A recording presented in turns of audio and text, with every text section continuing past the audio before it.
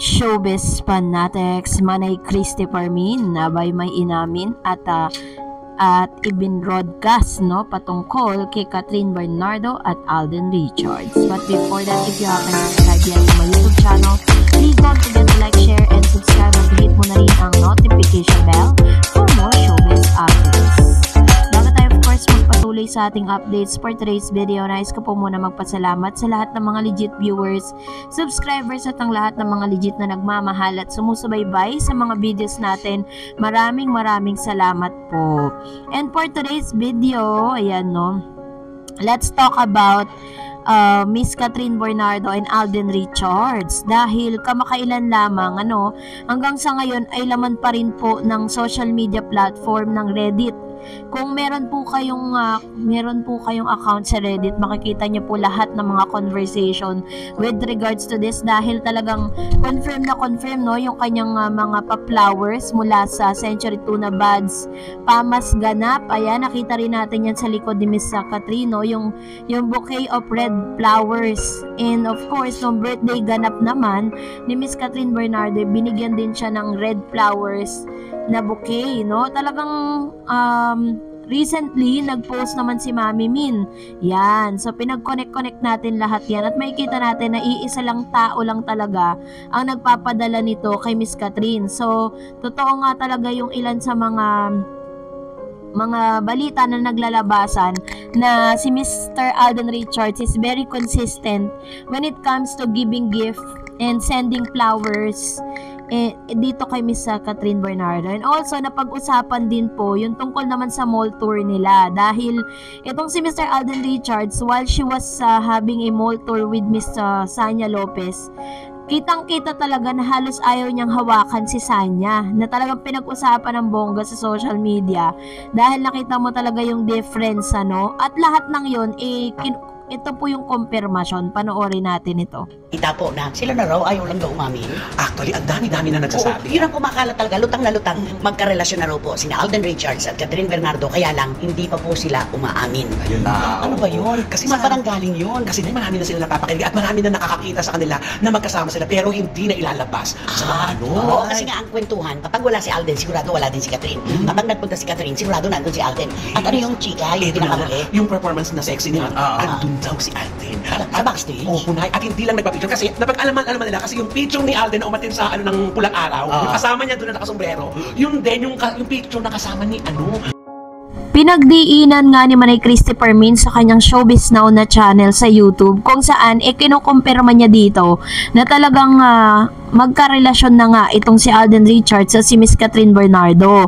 Sinabi niya sa kanyang recent vlog at ilang mga source na talagang ayaw lang nilang pumunang aminin dito sa publiko yung patungkol sa tunay na estado ng kanilang relasyon. Pero as of this moment ay talagang tinataya niya yung kanyang pangalan para po talagang sabihin na meron ng special na namamagitan between Alden and Catherine. Sabi niya na meron lang talaga silang dapat pang parang may mga consideration pa sila bago po nila aminin yan sa publiko. Pinag-uusapan nga rin po na tila baga mas magiging maganda raw di umano ang takbo at ang magiging effect nito, yung pag-amin po nila sa publiko pagdating po dun sa kanilang movie na paparating. Katulad na lagi kong sinasabi sa inyo, isa sa mga kadahilanan or biggest reason kung bakit ayaw nila tong malaman ng publiko, kasi nga ayaw nilang mahabahira na showbiz yung kanilang samahan. Kasi di ba parang kapag nakikita silang sweet sa isa't isa, may mga paayuda sila sa publiko, iniisip po ng ilan na ito po ay isang papromo lang dahil sa paparating nilang mga ganap, paparating na movie. So yun yung first thing na kanilang kinoconsider. Ganon din po si Alden Richards, mas gusto po nila na isikreto, ayaw nilang isa publiko, at kung ano yung nakikita natin at kung ano yung mga nababalitaan natin sa kanila patungkol sa kanilang relasyon, hindi para isa publiko nila. Pero sa lahat ng mga evidences na naglalabasan ngayon, kinumpirma na nga nitong si Manay Christopher Min that 100% confirm that Alden Richards and Catherine Bernardo is officially on. So yun talaga yung inaantay kasi ng publiko, na sa kanila mismo mo manggaling. Para kasi, pag nanggaling sa ibang tao yan, this is plainly and 100% na speculation, diba? Pero kung manggagaling mismo kay Alden at kay Miss Catherine Bernardo, yun talaga, check na true na talagang sila na nga. So, abang-abang lang tayo sa kanilang mga daily updates natin patungkol sa dalawang ito. And dahil dyan, narito naman ang ilan sa mga reaction and komento ninyo patungkol sa latest update natin. Let's start off with Mr. Renato Husayan. Sabi niya, private love life away from the scrutiny eyes of bashers. Perfect nga yun. Hayaan natin ang cut din paminsan-minsan. Meron naman silang paayuda, hindi masyado halata. Pero kung matalino at mapanurik fans, andyan lang ebidensya sa harapan lang. Alam naman ng halos lahat ng meron lang ibang pinili, magbubulag-bulagan, sadyang hindi lang matanggap ang katotohanan. Totoo naman bumubumerang na nga sa lahat, 'di ba? Yung mga ebidensya na makapagsasabi at makapagtuturo talaga at makapagko-confirm na patungkol kay Catherine at Alden, pero nagbubulag-bulagan, that's the right term. Sabi po ng isa pong user, silang ibig sabihin yan, effective talaga yung century tuna kapag kinain mo. Tingnan nyo, super buds talaga yung katawan ni Kat. Yung gamit na stockings ni Catherine, kasing kapal ng mukha ng mga bashers. Kahit bumubuka ka si Catherine, hindi makikitaan kasi ang kapal ng stockings.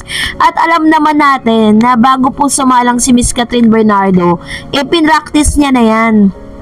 Pati yung susuotin niya, ano na yan, kumbaga parang sinuot niya na yan at alam niya sa sarili niya na kahit bumuka siya ng ilang beses, ay hindi dyan, walang masisilip. And sabi pa ng isa pa pong commentator, ano ba yan, trabaho lang yan, mapatong pa nga kung sa iba yan, baka grabe ang suot, tumigil na nga kayo sa kakapansin sa hindi tamang panghusga. Simple lang talaga yan si Catherine at magandang magdala ng pagkatao niya. Kumbaga, humanga na lang tayo at hindi yung mapanglait sa taong may good behavior. Ay, true. Diba? Gano'n naman talaga sa showbiz. And of course, sabi ni Miss Feli Rivera, ay nako, fault finders na mga bashers. Gagawin nila ang lahat para lang mapatumba si Gorgeous Catherine. They will never win because tayong mga supporters ng Catherine will continue giving our support and loyalty to Catherine and Alden. In panic mode na ang mga bashers because the best sina Kat and Alden. Yes, parang double work sila, diba? Parang talagang minamadali na nila hanggat hindi pa lumalabas yung movie, sisirain nila ng sisirain si Catherine. 'Di ba? Ganun yung ginagawa ng mga demolition job na sinasabi. Na parang they are trying to ruin, 'di ba, yung buhay ni Miss Catherine. Pero syempre sabi nga, you cannot put the good man down. Sabi po ni Miss Rufina Samson, hindi mo matutumba si Catherine dahil mabait at ginagawan siya ni God. And hindi naman nyo kayang sirain si Kat, para sa akin yun. Yun yung may pinakamagandang mukha, pinakamagaling umarte, at most of all, she had a killer smile na nakakabighani na wala sa iba. Iyan. Marami na po nag-a-attempt. Marami ng mga bashers ang talagang gumagawa ng paraan. Di natin baka mga bayarin pa sila, yung tinatawag na trolls, diba? Kung si Vice Ganda, meron siyang demolition job. Meron din po yan si Miss Catherine. Sabi naman po ng isa pang commentator natin na si Miss Eden, Catherine did an awesome job to show off her beautiful, well-toned body. Job well done as a Century Tuna Super Buds ambassador. She has always shown her effort, decision, and hard work on anything she does. Ang tactic ng side ng DJ fans are to ruin Miss Catherine, to rip her apart. They have no respect to women. That's DJ as a fan, and it reflects to their idol. Walang respeto sa babae. Sobrang galit kay Catherine na kasalanan niya ang nangyari sa kanila ni DJ. They cannot move on. They cannot concentrate on their own idol. Bashers can believe that Catherine was able to do her job. Masakit ang sa kalooban ng kanila. Ngayon, So anyways, maraming salamat po sa inyong mga komento, and that's it for today. For more videos and updates, please don't forget to like and subscribe, and please don't forget to follow my Facebook page, Dar Eds TV. God bless everyone.